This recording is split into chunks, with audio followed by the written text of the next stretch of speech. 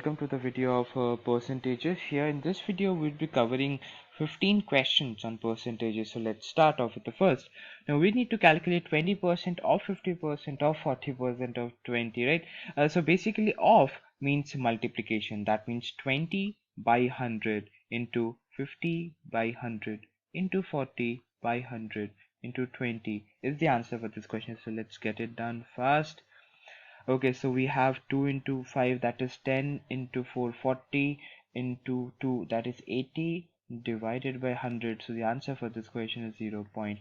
Let's move on to the next. Okay, two statistics show that 20% of smokers get lung cancer and 80% of lung cancer patients are smokers. If 30% of the population smokes, then the percentage of population having lung cancer is. Okay, let me take the population to be equal to 100. Now, according to this statistic, you can say that 30% of the population smokes. So this number of smokers is equal to 30, right? Now, okay, 20% of the smokers get lung cancer. So 20% of 30 has lung cancer. So a total of 6 people would be having lung cancer. And this is what 20% of the smokers, right? And 80% of lung cancer patients. So 80% of lung cancer patients are smokers. So these would be equal to 6. 80% of the lung cancer patients are smokers means they are also smokers as well as having lung cancer, right? So that means coming from this, it's equal to 6. So 80% of some number LC is equal to 6. That means 8 by 10 or 80 by 100 of LC is equal to 6, from which the value of LC becomes 7.5. What do we need to find out? The percentage of population having lung cancer. A total of 7.5 people have lung cancer out of a total population of 100. So the percentage of number of people would be equal to 7.5%. Let's move on to the next question. My Reliance India phone bill of the month of May is rupees B. Moreover, there is a service tax of S%, which is to be levied upon this value, right? However, since they are overcharging their customers, they offer a discount of D% on it. Now, I have the following options. I have two options to pay. I need to find out which is a beneficial option for me if S is greater than D. S is the service tax, D is the discount. So let us take random values of S to understand. So let's take the value of X to be equal to 20. Let's take the value of D to be equal to 10 to make it better. Now from rupees B, which is the initial bill amount, let's take the value of B to be equal to 100. Let's calculate the first case, right? On rupees 100, I have an increase of 20%, right? So this becomes 120, and then a discount of 10%, so this becomes 108. So this is my final bill amount. Let's see option number 2. On 100 rupees, they are first giving me a discount of 10%, so my bill amount comes to 90, and then a service tax of 20% is levied. So on 90, 20%, 18 rupees, so 90 plus 18 is 108. So this is my final bill amount. If you look closely, both these amounts are same. So if they ask me which option is beneficial, I would be answering cannot be determined, because both the options are same, or if there's an option like both are same, I'll be marking that as the answer. Now these kind of questions really get very easy if you assume random values for the variables that is being given in the question, right? Let's move on to the fourth. A student multiplies a number X by 5 instead of dividing by 5. So let me assume that the number was initially 10. Now instead of dividing it by 5, मतलब होना था 2, but he multiplied this number by 5, so he made that 50, right? He made that 50 instead of making it 2. We need to find out what is the percentage change in the result due to the mistake. So what is the difference between the answer and the answer that should have been? It's equal to 48. And what should have been the answer? It was 2, right? So the percentage change due to the mistake is 48 by 2 into 100%, or essentially 2400%. Let's now move on to the next question. If the price of petrol increased by 20%, the price of petrol is increased by 20%, okay? However, the expenses increases only by 10%. I need to find out what is the percentage increase or decrease in consumption. So for this, we'll follow a certain framework. There would be two phases in the framework, the initial phase and the final phase. I would be having quantity, I would be having price, and then my total expense. And expense means what? Quantity into price, right? So I'll make a table kind of a figure to understand it in a much better way, right? Initially, let me understand the price to be equal to 10 rupees and the initial quantity to be 10 rupees. So my expenditure was coming out to be 100. This is a completely an assumption.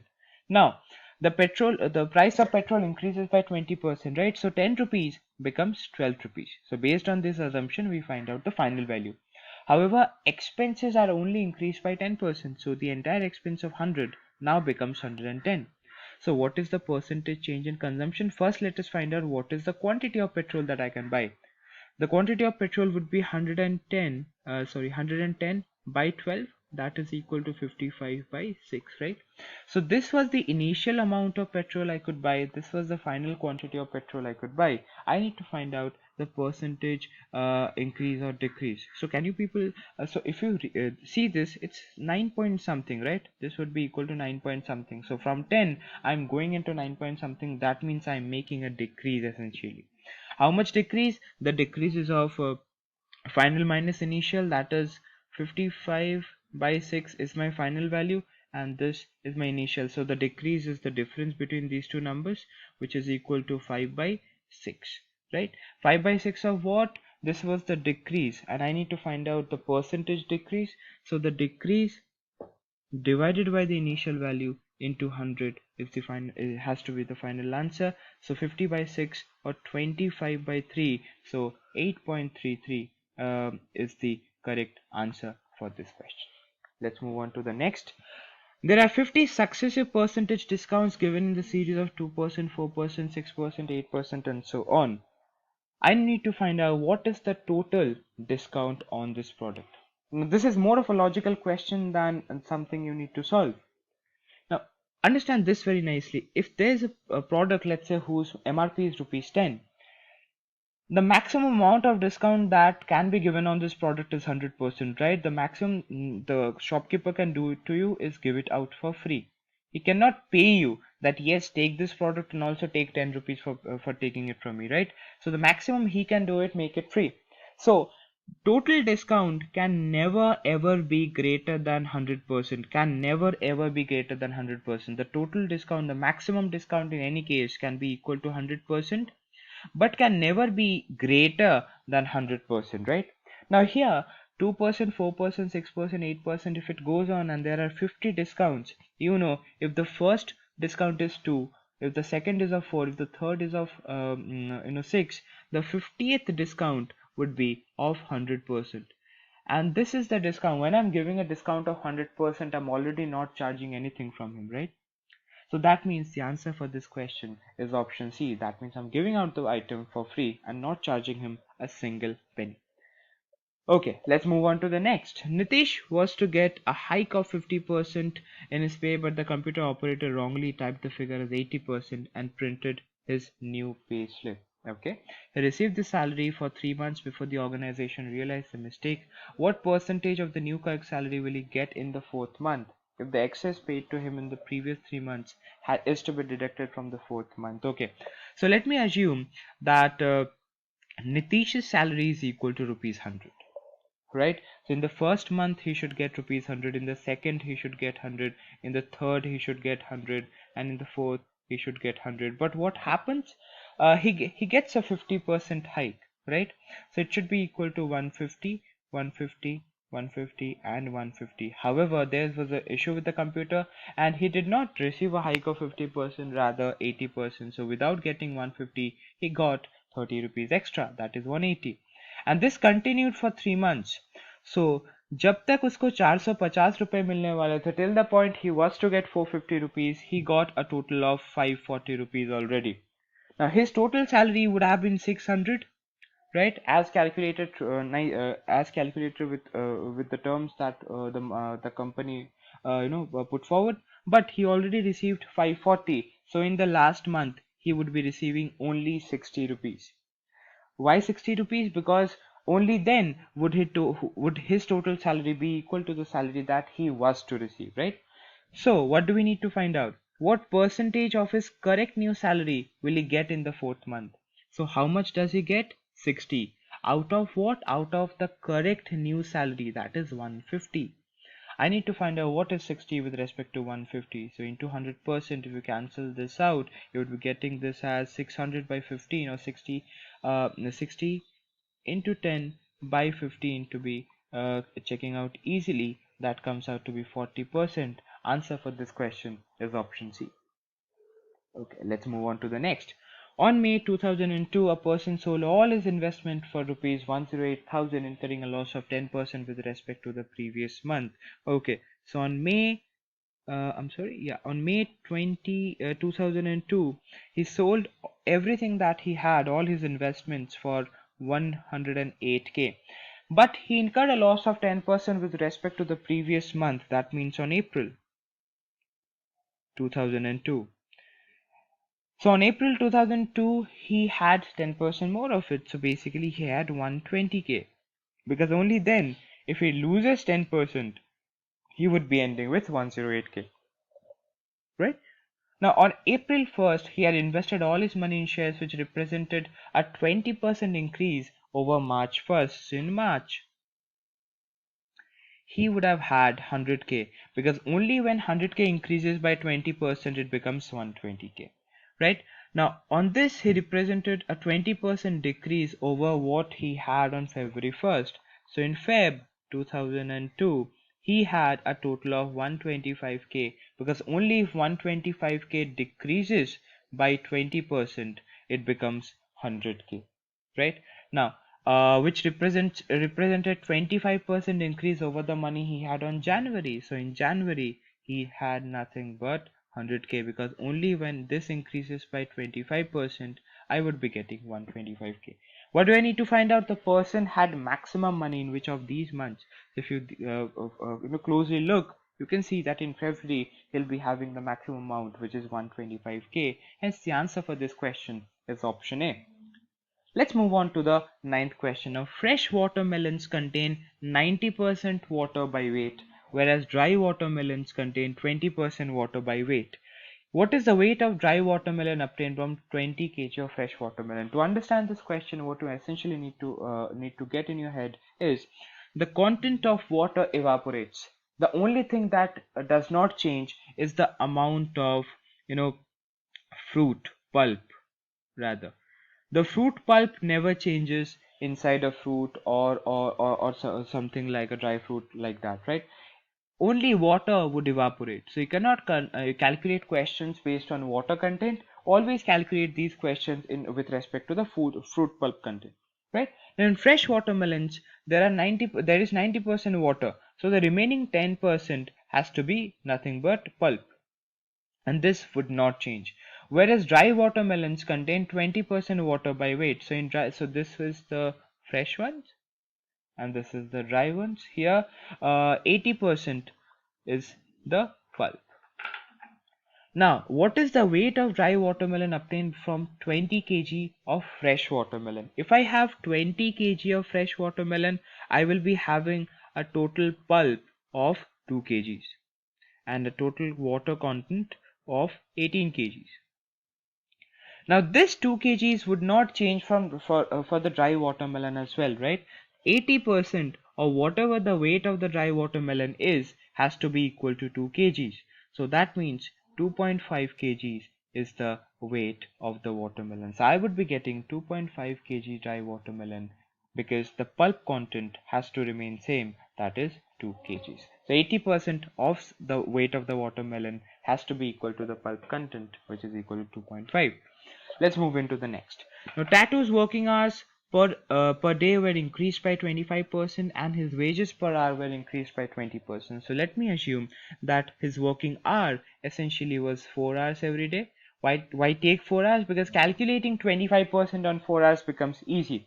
And his wages increased by 20%. So let us take his initial wage to be equal to $5, let's say, 5 rupees, because calculating 20% on 5 is easy. Right? So now this was the initial phase. In the final phase, his working hours increased by 25%, so his working hours now became 5 hours, and his wages increased by 20%, so his now new wage would be equal to $6. So initially he was getting a pay of $20, and now he is getting a pay of $30. What do we need to find out? How much percent did it daily earnings increase? So from 20 it became 30, an increase of $10 in percentage terms. 10 by the initial amount into 100%, which is equal to 50%, is the answer for this question. Let's move into the next. The entry fee in an exhibition was 10. Later, this was reduced by 25%. Okay, so initially, this was the initial phase, the final phase. I had a certain amount of fee, I had a certain amount of visitors, and then the total, sale value. Sale means fee multiplied by the number of visitors. So initially it was 10 rupees, but then it was reduced by 25%. So now it becomes 7.5 rupees, which increased the sale of tickets by 20. So let's say if previously I had 10 visitor sorry, if previously I had a sale of 100 rupees, now I would be having a sale of 120. Sales means not the number of visitors but the amount that I'm getting in total, that is fee tickets I'm selling out multiplied by the number of visitors that I'm getting, right? So if the sale is, if the sale is rupees 100, how many people would visit me initially? 10, because 100 by 10 is equal to 10. Now the sale becomes 120. How many visitors would be seeing my exhibition later on? 120 divided by the fare of one ticket, that is 7.5, or 240 divided by 15, or if you cancel this off by 5, you get 48, and 3 here, it comes out to be 16, so this becomes 16.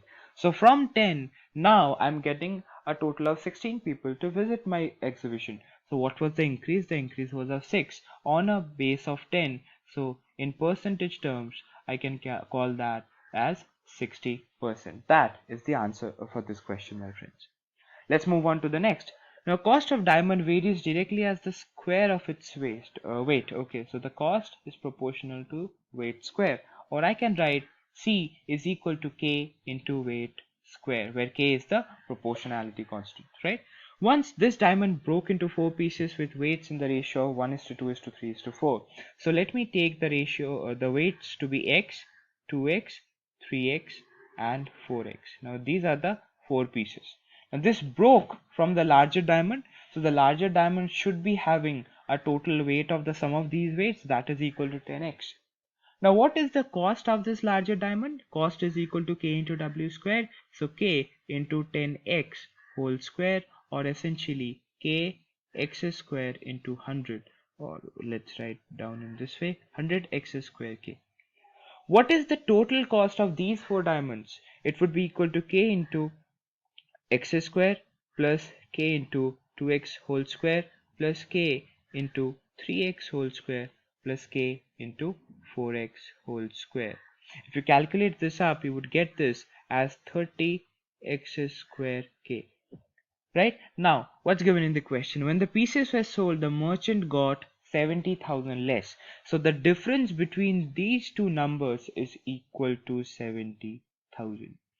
So 70x square K is equal to 70,000.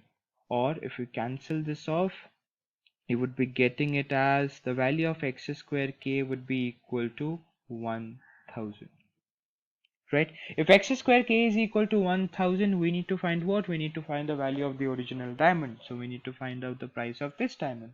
That is equal to 100 into x square K, that is 1000, or essentially 1 lakh rupees. So the answer for this question is option C. Let's move into the next question. A college has raised 75% of the amount it needs for a new building by receiving an average donation of 600 from the people already solicited, right? So okay, now the people already solicited represented 60% of the people who the college would ask for donation. Let me assume that the college would ask a total of 100 people for donation. Now 60% that is 60 people already paid it out, and the remaining 40 people are yet to pay out, right? Now the college had already raised 75% of the amount, taking 600 rupees from each of these 60 people. So a total of 36,000 is already collected, right? 36,000, let's say, take this as rupees, 36,000 rupees has been already collected from these people, and this 36,000 is nothing but 75% of my total donations. So the value of total donations would be equal to 36,000 divided by 75%, that is 0.75, or this would come out to be 48,000. Now I've already received 36,000, but the total donation is 48,000, so I need to receive 12,000 rupees more. And from whom will I receive these 12,000 rupees? From the 40 people who are yet to pay out their donations. So on an average, I would be receiving 12,000 by 40. If I cancel this out, I'll be getting 300. So on an average, each of these 40 people would be paying me 300 rupees. So the answer for this question is option A. Let's move into the next. A rainy day occurs once in every 10 days. Half of the rainy days produce rainbows. What is the percentage of all days when we have no rainbows? So let us consider that I have taken a total of a total days को मान लेते हैं 100. Now, if the total days is equal to 100, a rainy day occurs every 10 days. So total number of rainy days would be equal to 10. Half of the rainy days produce rainbows, so rainbows would be equal to 5. What do we need to find out? What is the percentage of all days when we have no rainbows? So if I have 5 rainbow days, on the other 95 days I'll be having no rainbows, right? So the percentage of days when we have no rainbows is 95 divided by total number of days into 100%, or this is going to be 95%. Let's move on to the next. Kajal went to a fruit market with a certain amount of money. With the money she has, she can buy either 40 apples or 70 mangoes. Okay, so she can buy either 40 apples or 70 mangoes with the same money. So the prices of 40 apples and 70 mangoes is same. Let us take this to be equal to the LCM of 40 and 70 to make a better calculation. Let us take this to be equal to 280. So here I can say that the price of each apple is equal to rupees 7 and the price of each mango is equal to rupees 4. Now she retains 15% of her money for auto fare. Okay, so what is 15% of 280? 15% of 280 is nothing but 42 rupees. So she retains 42 rupees. So how much does she have right now? She has 238 rupees as of now. She buys 35 mangoes. So if she needs to buy 35 mangoes, the total price of 35 mangoes would be 35 into 4 or 140. So out of this 238 rupees, she already expended 140 rupees. So the amount remaining with her is 98 rupees, in which she wants to buy apples. The price of one apple is equal to 7 rupees. So in 98 rupees, she would be able to buy 14 apples. So how many more apples she can buy? It would be equal to 14. And that, my friends, is the answer for this question. So I hope all these 15 questions is clear to all of you. If you have any doubts, any questions, please comment below, or you can reach out to us in the support team, and we'll be really glad to help you. Take care of yourself and have a good day. Bye bye.